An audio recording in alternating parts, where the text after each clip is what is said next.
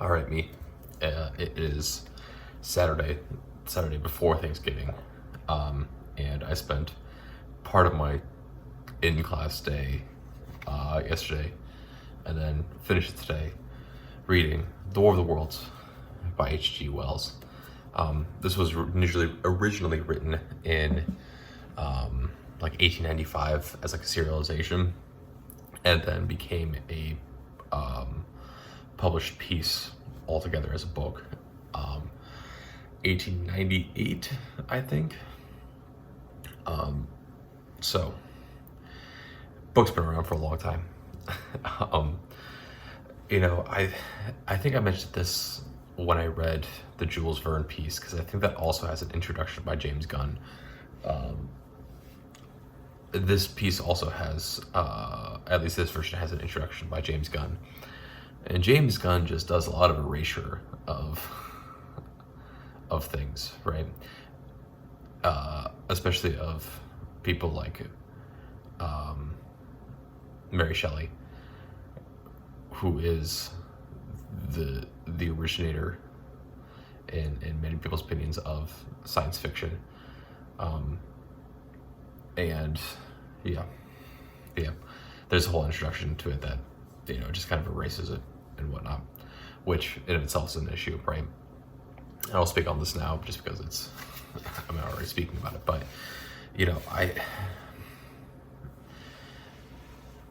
it becomes a thing of where like the concept of science fiction, and I'm sure I've talked about this before many a times, but the concept of science fiction, the way that we interpret it and the way that we understand science fiction as a whole, right? It includes things like Frankenstein, right? The problem is that the general population concept of science fiction inherently has to do with things that are sciencey in the way that it's not just about the humanity of science, but rather you're looking for certain key characteristics, which then leads certain people to think and believe and wholeheartedly believe that people like H.G. Wells and Jules Verne are the creators of science fiction, right? And that's just simply, it's not the case, right? So that's that. Has to do with anything about the book itself. It has to do with James Gunn, which, I think I'm pretty sure I've already noted my problems with James Gunn before. But that's that. The War of the Worlds. In my lifetime, at least, War of the Worlds is famous for two things. Number one, it is famous for the 2005 movie that got made, and I think it stars Tom Cruise in it, in which the book had been out for over 100 years, and then they made the movie about it, and then everyone gets upset at the ending of like, well, that's a horseshit ending, that doesn't make any sense, that's what a bullshit ending. But like, it's also probably one of the most accurate depictions of what would actually happen. But then also, it's based on a book that's been out for 100 years. I don't know why everyone's throwing a fit about it. It's been out for forever. And then the other one that I can think of that people still think about this book in the common conscious is the Orson Welles adaptation in America, like the late 1930s, I think, in which Orson Welles presented it as if it was a real radio broadcast, and supposedly there were people that heard this whole thing about Martians coming to Earth and took their own lives, supposedly. There's no corroboration with that. There's just stories that have that listed as being part of the outfall of what happened with the Orson Welles reading. But that's besides the point. I'm also generally kind of tired, so I feel like I'm pausing and stuttering a whole lot. Anyways, the book itself. The book itself is broken up into two different sections, right? And there's no real rhyme or reason, in my opinion at least, as to why it's broken up into two pieces. My best guess is that because H.G. Wells has our main character, I can't even remember the main character's name, the main character effectively sit and have to like survive underground, trapped for roughly 2 weeks. That's why he split the book up into two parts, of where you have really the first like 2 or 3 days in the first section, and then it goes back to the main character's ideas and thoughts as it follows along, as he is trapped and then as he gets out.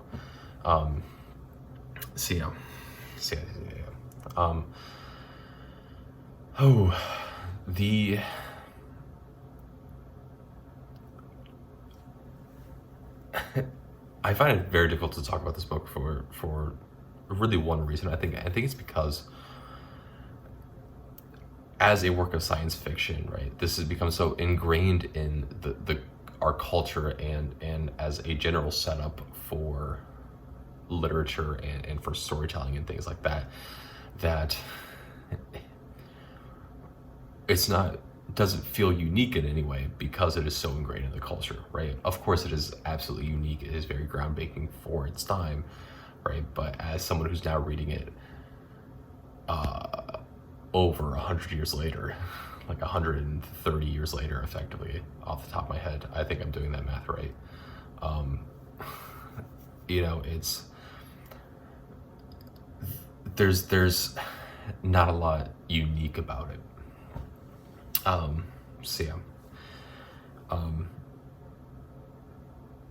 Thoughts, ideas, things about the book itself.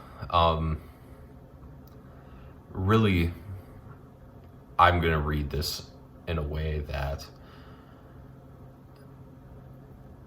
if I was gonna teach this book is probably how I would teach it. But I would look at this book as a way to experience and document firsthand colonization, right? And I say that because in my knowledge, which is pretty limited, but in my knowledge, there's not really any firsthand accounts of colonization happening to a group of people that's written down and documented as it's happening, right? We have plenty of pieces that are written afterwards about it. We have plenty of pieces that are from recollections, but there's not a lot of where it's occurring in real time as it's being written, right? And if there really are any, the majority of them get destroyed or burned because they've been colonized, right? And it is the colonizers decide what gets put out there in the world, right? So it's very unique in that sense, very interesting in that sense, and that's probably how I would teach it.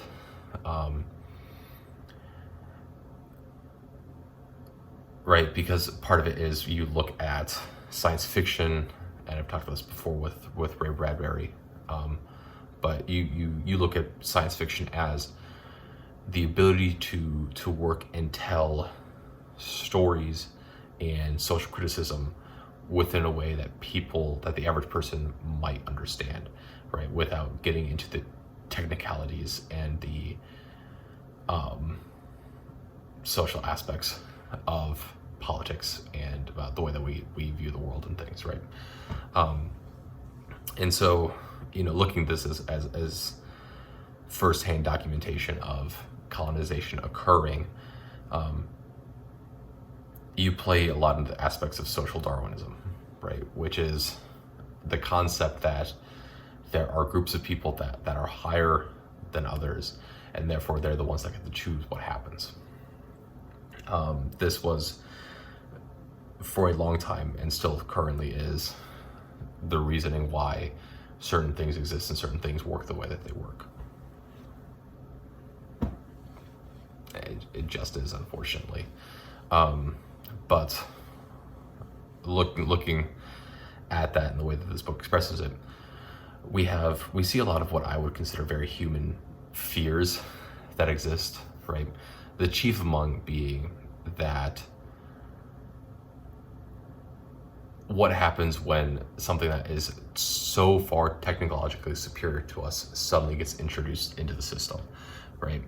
And we're really seeing this right now with AI and how AI is working and how we're trying to combat it, but also work with it and things like that, right?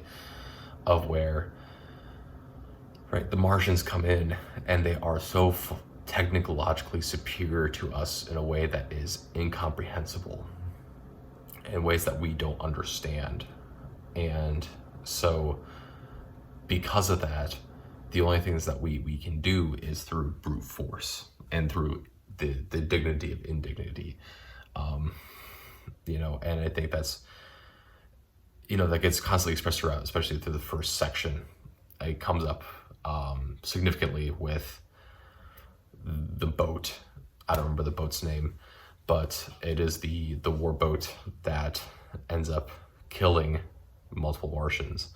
And the Martians effectively weaponized suits, right? And it is through the power and through the action of brute force and sheer willpower that they overcome the technological disadvantage, right? Which I think is a very humanized way of wanting to do things, right?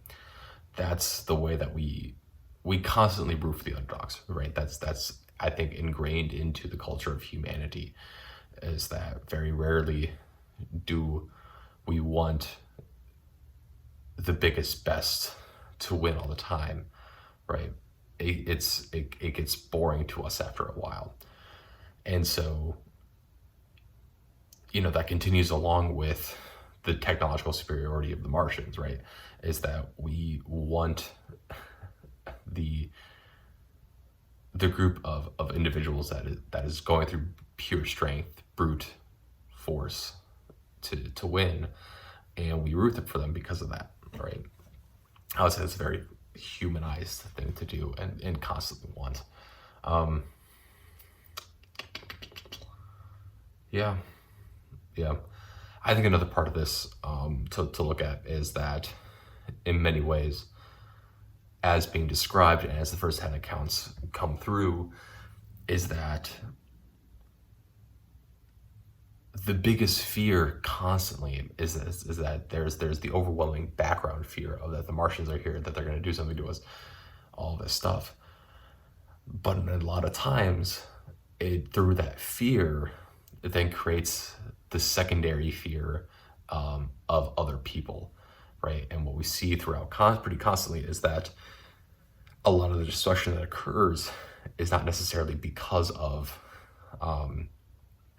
the actual Martians, but rather the human response to this overwhelming fear that exists, and then destroying each other because of it, right? And this is something that constantly gets talked about in psychology and whatnot, but like, we allow our fear to control us so much that we become way worse than the actual thing, right? The cure is worse than the disease. So that's that. The ending, right? A lot of people hated it in the 2005 movie, but right, the idea that Martians would come to the planet and would destroy us for a couple of weeks and then get killed because of germs and things that they're not acclimated to is such a reasonable response to all of this, right? Because we also see this, in the real world. And it's